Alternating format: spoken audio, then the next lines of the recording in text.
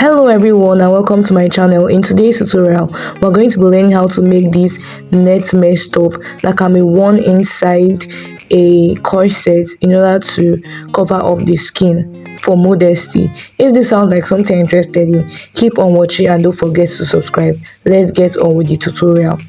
So guys, for this tutorial, I'm making use of 1.5 yard of shanty net fabric. Now know that this is a stretchy fabric. The first thing I'm going to do is to rule a line at this point. This is going to serve as my starting line or as my shoulder line. I'll go in by half of my shoulder measurement and I'm going to mark it at this point. After doing this, I'm just going to come down by 1 inch in order to create my shoulder slant and mark it.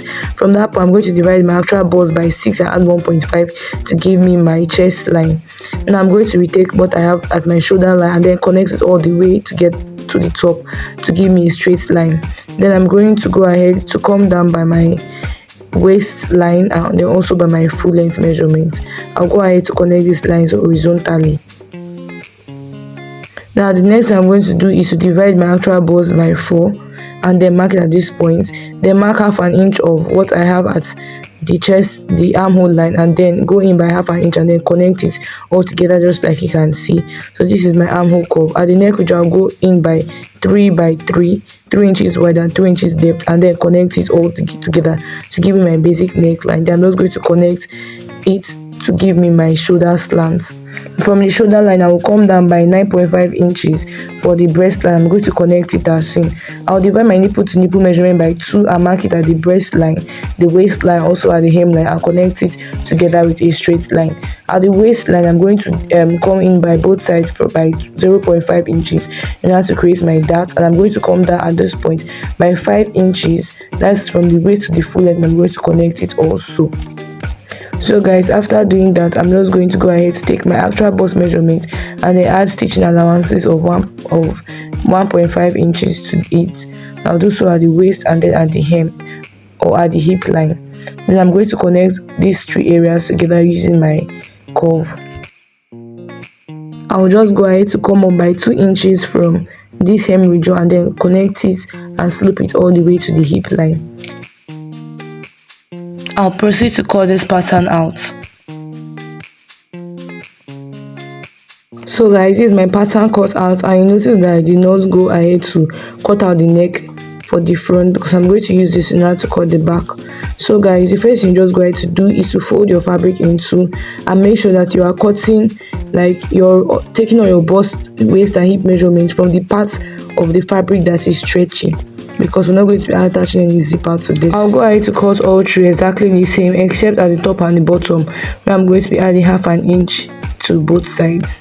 For the neck region, I'll just come down by 1 inch and then I'm going to open it up with about 3.5 inches from this side so that our button can sit perfectly. Now just go ahead to fold this in 2 in order to cut the front part. Remember to place it with the side that is stretchy. Now just go ahead to cut out the neckline. I'm going to place it on it. I'm going to trace exactly what I have on the paper, giving half an inch to the bottom and also half an inch to the shoulder line so that we can be able to join the both shoulders together. I'm done cutting guys, and this is what I have. The first I'm going to go ahead to do is to open this up and join both of them together at the shoulder. So guys, I'm done joining the shoulders together and this is what I have. The next thing I'll go ahead to do is to use my bias to pipe and to turn the neck all the way around. Now guys, I'm just going to go ahead to fold a piece of this net fabric in order for me to achieve a buttonhole, because I'm going to be placing a button to the neck of this top. So guys, I will go ahead to fold it. After folding it, I'm now going to place it on the back piece and then use my bias to make a stitch over it, and I'll show you guys what I have. I've gone ahead to make my stitches all around, and this is what the neckline is looking like right now. Now the next I'll just go ahead to do is to fold up this place that I am demonstrating in the video. So guys, I'm just going to make a stitch at this point in order to just hold and align everything up. After doing this, you can go ahead to add your darts. I'm just going to measure around my armhole to cut out my sleeves. So guys, as usual, I'm just going to determine where it's stretchy on this fabric. I'm going to fold it in 4 because I want to cut my 2 sleeves together. After I'm done cutting guys, I'm just going to go ahead to use my piece of bias to turn this to the right side. and I'm just going to add. It was at this point, guys, I realized that I hadn't added my dart. I'm just going to add my dart to this, and then I'm going to shape it with my body measurements. At this point, I've gone ahead to join both sides together and also to add in my dart.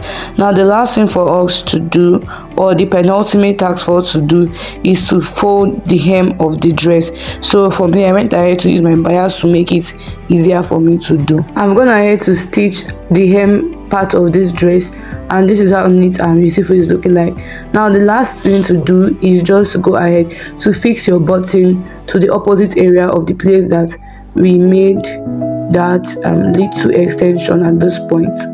So guys, if you know you enjoyed this tutorial so far, don't forget to subscribe, like, and also comment. Thank you all, and I'll see you in my next one. Bye.